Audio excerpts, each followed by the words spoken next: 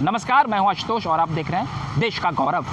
आज़ाद भारत के नए संसद भवन का निर्माण हो गया और उसका उद्घाटन भी हो गया। देश की तमाम विपक्षी पार्टियों ने हालांकि इसका जोरदार तरीके से विरोध भी किया। देखिए, भारत को जब आज़ादी मिली तो ब्रिटिश सरकार द्वारा बनाए गए संसद भवन में ही भारत की लोकतंत्र की संसद की कार्रवाई चलती रही। संसद भारतीय लोकतंत्र का सबसे बड़ा मंदिर होता है, जहां मनोनीत सांसद और जनता के बीच चुने हुए सांसद दोनों बैठते हैं और जनहित से जुड़े हुए मुद्दों पर बहस होती है, नीतियां बनती है और वो देश में लागू होती है। लोकतंत्र का सबसे बड़ा मंदिर होता है।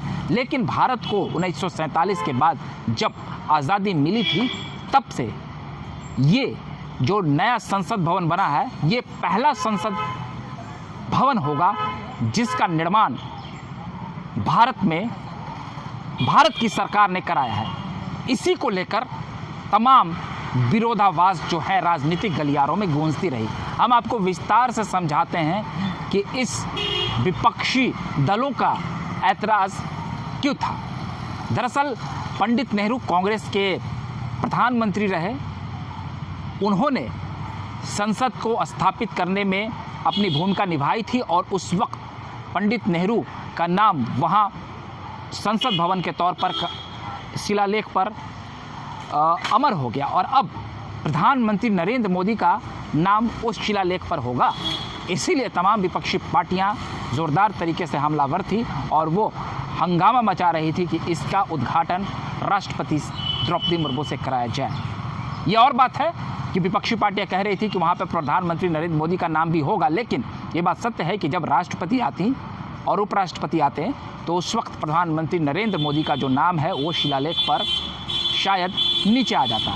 लेकिन अब इस नए संसद भवन के निर्माण से लेकर उसके उद्घाटन कार्य के बाद प्रधानमंत्री नरेंद्र मोदी अब वहाँ इतिहास के पन्नों पर दर्ज हो गए।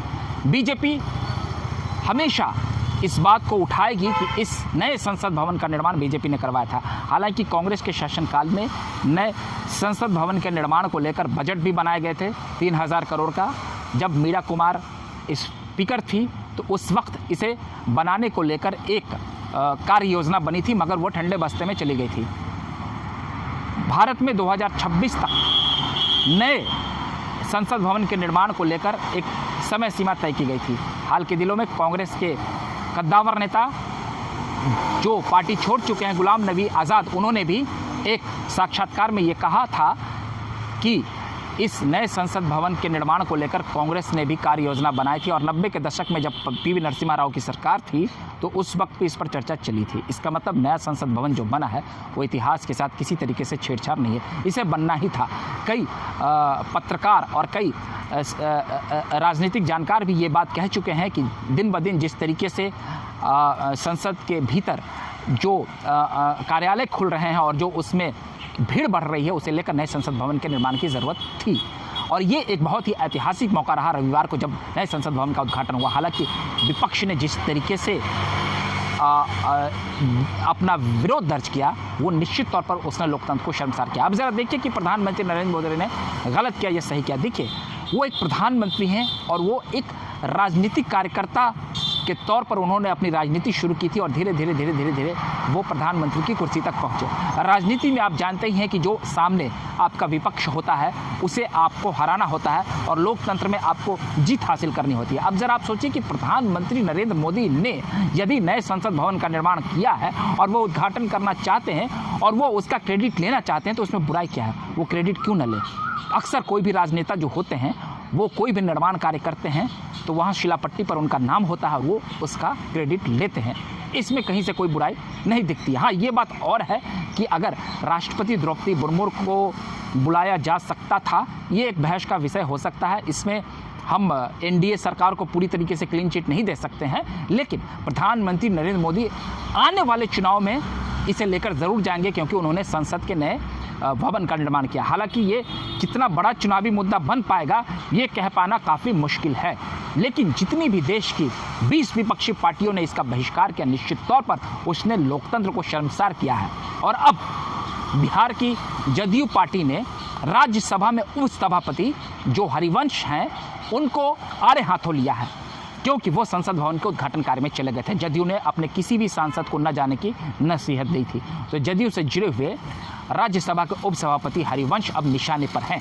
जदयू के प्रवक्ता नीरज कुमार ने उन पर जोरदार हमला बोला है। उन्होंने कहा है कि उन्होंने अपनी लेखनी और पत्रकारिता को बेच दिया, उन्होंने अपना ज़मीर बेच दिया। पार्टी उन पर तर्कसंगत कार्रवाई करेगी। वहीं राजद ने भी इस पूरे मामले पर अपने बिगड़े बोल जग जाहिर कर दिए हैं, जिसने देश को शर्मसार किया है।